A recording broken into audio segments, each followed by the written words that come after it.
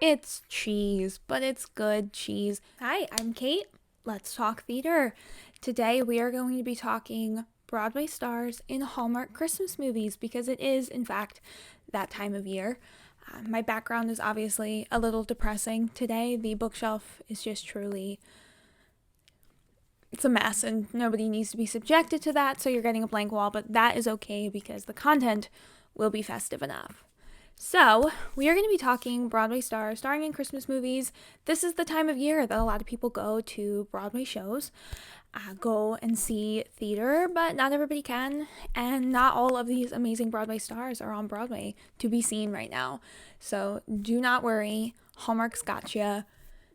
Are these going to be cheesy? Yes, obviously, they're Hallmark movies.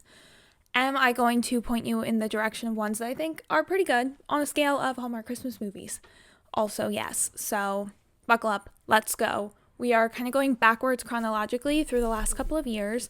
It was in 2020 that it seemed like Broadway stars kind of came onto the scene. These would have been filmed in the summer of 2020, and so they had nothing else to do, as you would imagine. And so it felt like suddenly there was this discovery. And now we've gotten quite a few to work with, and I would say that I'm quite a fan. So let's talk about it. Starting with this year, 2024, we have The 5-Year Christmas Party, starring Jordan Fisher. That's right. Jordan Fisher, my man, and then co-starring Katie Finley. So what is this movie about? It is not a Christmas movie that goes on for 5 years straight, despite the title, but it is about the course of 5 Christmases where 2 recent college grads find themselves drawn together year after year because they are working theater artists who find themselves needing a second job as caterers during the holiday season.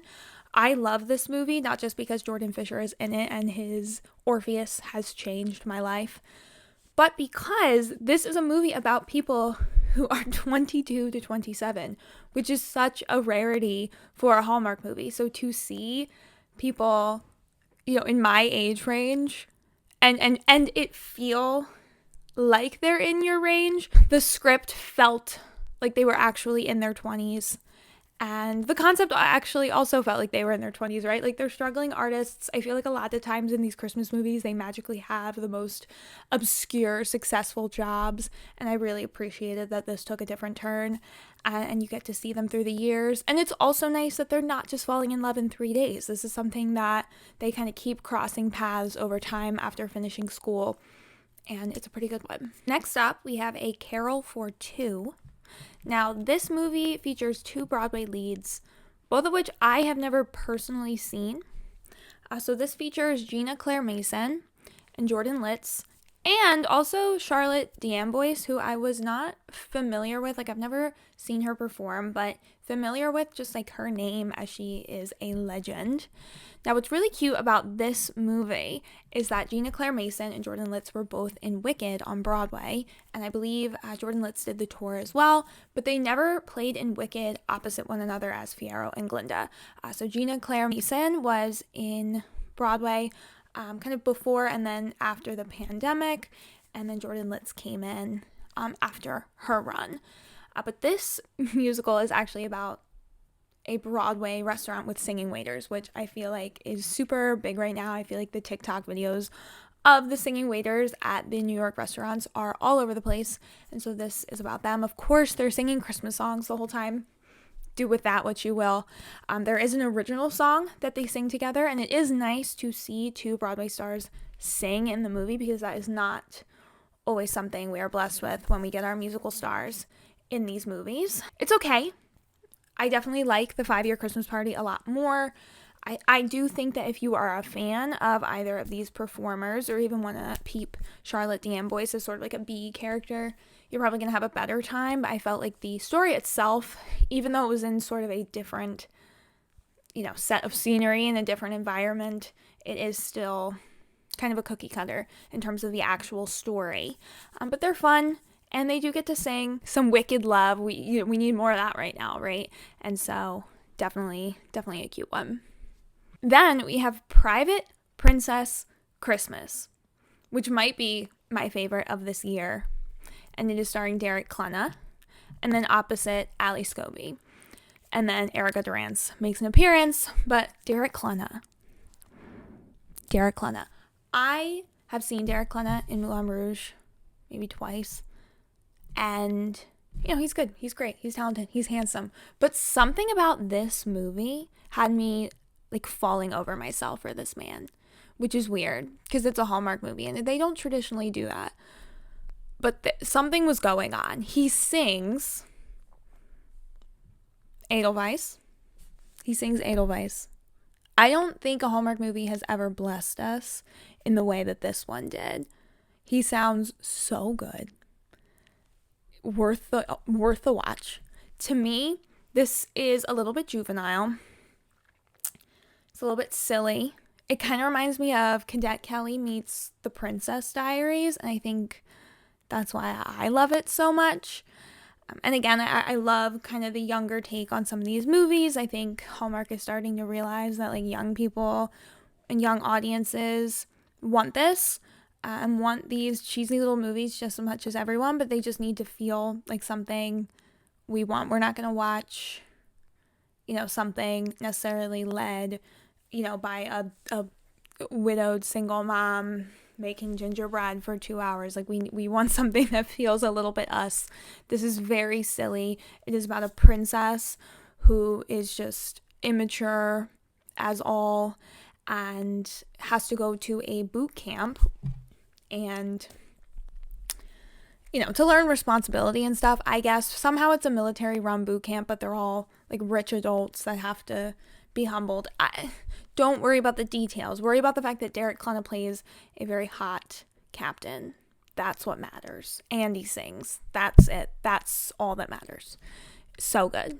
Love. Now, looking back at 2022, we have Hanukkah on Rye, starring Jeremy Jordan.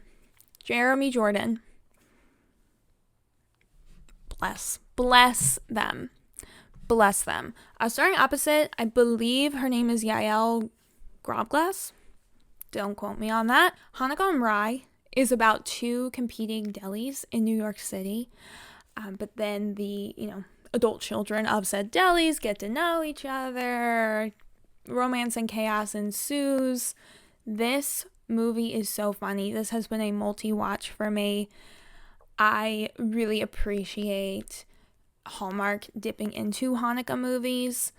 I myself am a Christmas celebrator, but mix it up. Give us something different. Give us, a myriad of holiday traditions. I love this. It's just so goofy. And, I think Christmas cheesy movies are great, but sometimes they don't feel quite serious enough to be serious or quite goofy enough to be, a more comedic, funny movie. And I feel like this really did that. And they are so great. Jeremy Jordan's great. Watch this movie. I highly recommend. This is probably my favorite of all the ones we're going to talk about. And this is probably the one I will go back to the most. The Holiday Sitter is another 2022 movie. It's getting a special mention because Jonathan Bennett is in it. I know Jonathan Bennett is not a huge Broadway star. He did debut on Broadway in Spamalot. I did see him. He was great. But he's not a Broadway name. He's more a Hallmark name.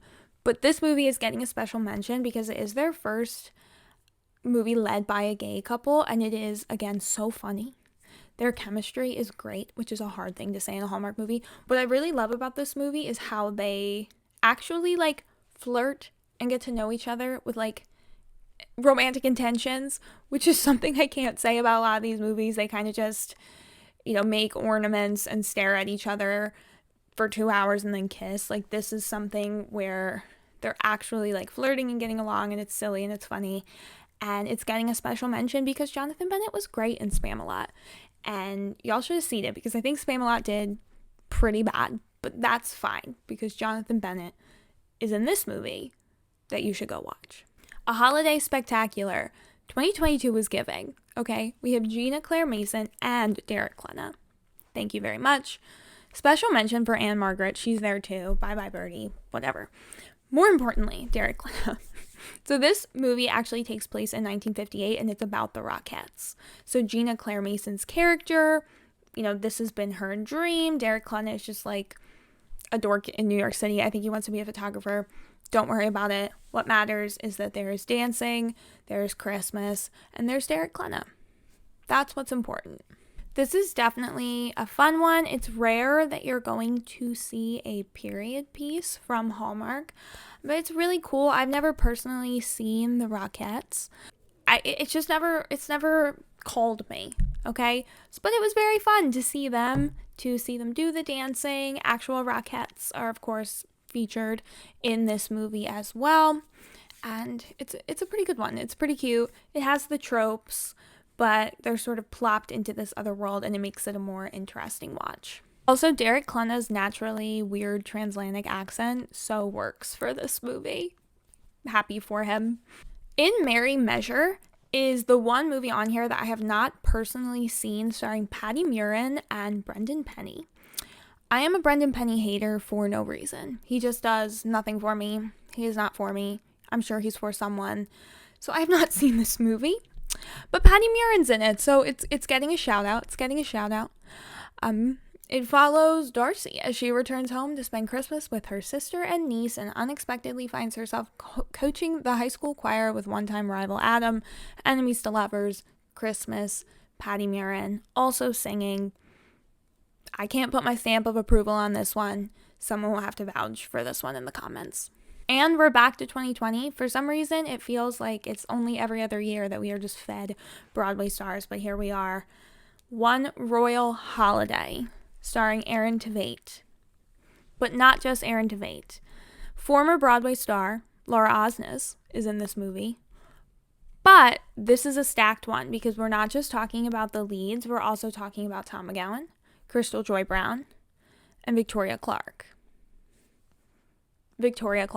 Tell me why I saw Victoria Clark first in this movie before I ever saw her live, because I've since seen her in Kimberly Akimbo. But this was her debut for me. This is a pretty cute movie. It has a prince. I find the prince stuff not very entertaining, the fake royalty country stuff. I know I just said I liked Private Princess Christmas, but again, that gave me like Princess Diary vibes, and it kind of carried me through because it was a little more silly. This is a little more serious. Not serious, but just not goofy. This is a fun one though because Aaron Tveit's in it. He's British, like prim and proper British because he is royal. Victoria Clark is the queen, which is the correct way to do it.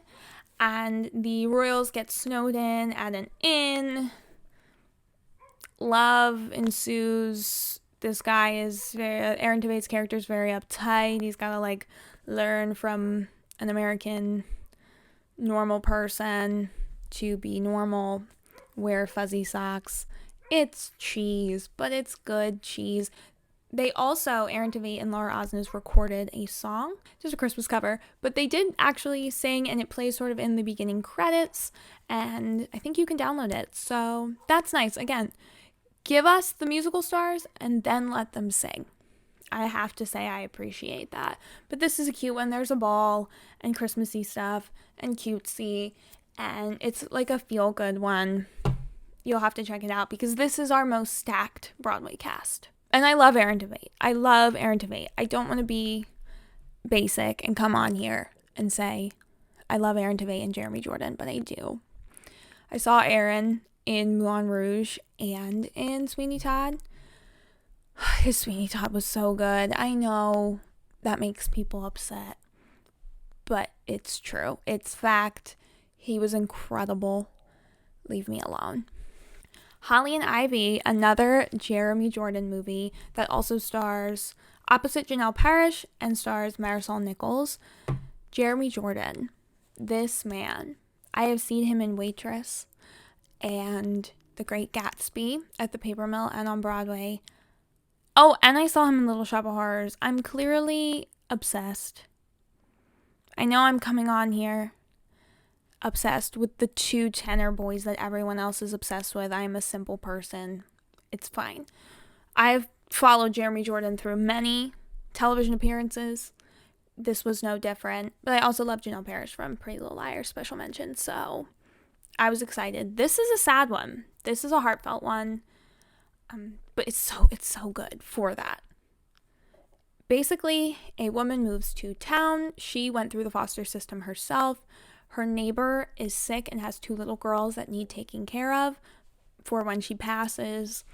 And her house is a mess. She's like a broke person in their late 20s who had to buy a fixer-upper. She has to go through like a foster check. That doesn't technically make sense. Don't worry about that. But because the house is such a mess, and she happened to meet handsome contractor Jeremy Jordan, he, helps her out. They get to know each other as she's going through this process, and it's cute. It'll probably make you cry. Jeremy Jordan is such a cute little dork in it, but then you also get a really beautiful relationship between Janelle Parrish and Marisol Nichols, and it's rare that you're going to see a Hallmark movie that has this romance but has a really strong plot behind it, or like a B plot, and like you get to also explore this really beautiful friendship between the 2 women. And again, that is a rarity for Hallmark, so highly recommend. This one is so good, and Jeremy Jordan is so cute in it. He's such a little dork. And this is another movie that actually has some solid flirting. Like they are pursuing each other romantically pretty early on, rather than, again, making googly eyes at each other when they're just, like, making a snowman or something. So we also appreciate that. I appreciate a movie that, like, actually just has people intentionally getting together instead of just accidentally falling for each other when they have, like, a fiance somewhere else that they forgot about, and yada yada.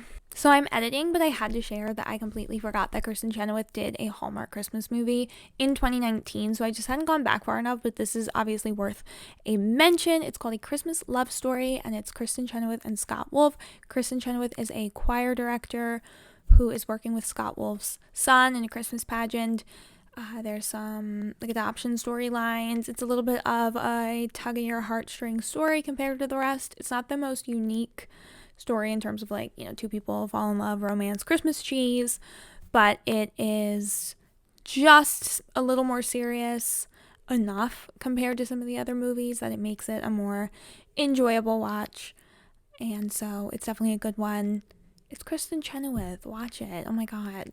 But I cannot believe that I forgot about its existence entirely. It's like literally on TV as I'm editing this, and I had to throw it in. So overall, we have 9 movies starring Broadway stars.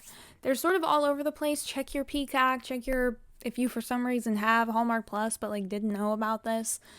Some will be on demand. Some will be online. Good luck to you in finding them. They are all over the place. But this is, I think, an actually pretty good lineup. These are great movies. Again, we're talking on a scale of Hallmark movies. These aren't winning any Oscars, but they're really fun. They're really fun. We do have a sad one. We do have one that's going to pull at the heartstrings, and I think that that's a good mix because we want a variety in our Christmas movies, of course. But these are really great ones to snuggle up with and appreciate some Broadway performers from home, from the comfort of your home, and not spending big New York money to do it. So we appreciate you, Hallmark. Hallmark is honestly taking over the world. They just had that official Chiefs movie, like the football team. Jennifer Hudson is debuting music in their movies. Like, they are actually, their ratings are like intense for cable. So we love Hallmark here. We accept them. Give us more. Give us more Broadway stars. Don't make us wait another 2 years. You give us something good next year because I am loving this. So thank you so much for watching. Thank you so much for dedicating some time to me talking about Hallmark movies of all things. Like, share, subscribe, do the YouTube things, find me on TikTok, and I will see you next time to talk more theater. Bye.